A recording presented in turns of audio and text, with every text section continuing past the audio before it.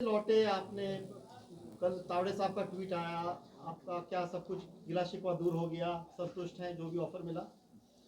देखिए, जिस तरह की खबर चल रही थी कि उपेंद्र कुशवाहा नाराज हैं, गिला शिकवा है उनके मन में, कुछ भी ऐसा नहीं था।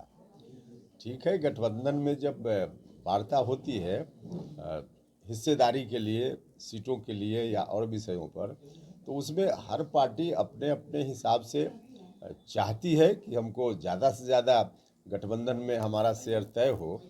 तो उस दृष्टि से बातचीत के दौरान कुछ चीज़ें चलती रहती हैं, लेकिन वह एक प्रोसेस है और उस प्रोसेस में बीच में कब क्या हुआ, सारी चीज़ मीडिया को शेयर करने की ज़रूरत भी नहीं है और उचित भी नहीं है।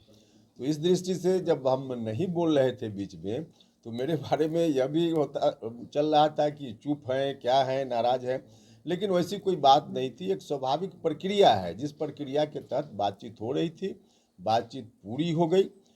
बातचीत के क्रम में जो कुछ भी प्रक्रिया के तहत बातें आती है, सारी चीज़ें उसी समय समाप्त हो जाती है जब हम एक डिसीजन के लेवल पर पहुंच जाते हैं।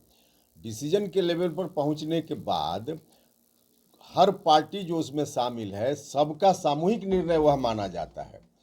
अब हम लोग उस स्टेज में पहुंच गए, सब लोगों का निर्णय, सामूहिक निर्णय, सब लोगों के बीच सहमति बन गई और उस सहमति के बाद अब क्या हुआ है नहीं हुआ है आप सब लोगों के सामने है। अब हम लोगों का जो संकल्प है, उस संकल्प को लेकर जनता के बीच जाना है। 2024 में, इस साल लोकसभा चुनाव के बाद जो सरकार का गठन दिल्ली में होगा, उसमें नरेंद्र मोदी जी को भारत का प्रधानमंत्री बनाना है। यह हम ही लोगों का संकल्प नहीं है, देश और बिहार की जनता चाहती है।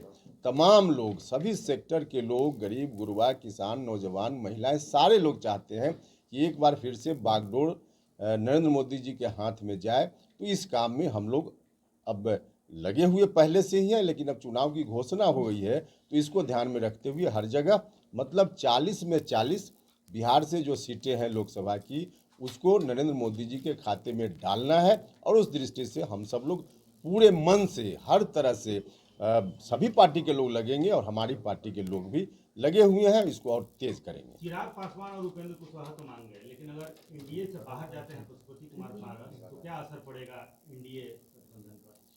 नहीं, देखिए, अब जो हैं, बाकी क्या हुआ नहीं हुआ सब लोगों के सामने है।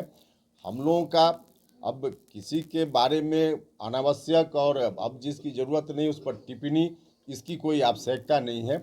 हम लोग अब सीधे युद्ध के मैदान में जा रहे हैं और 40 में 40 जीतेंगे, यह हम लोगों के मन में पहले ही से विश्वास है।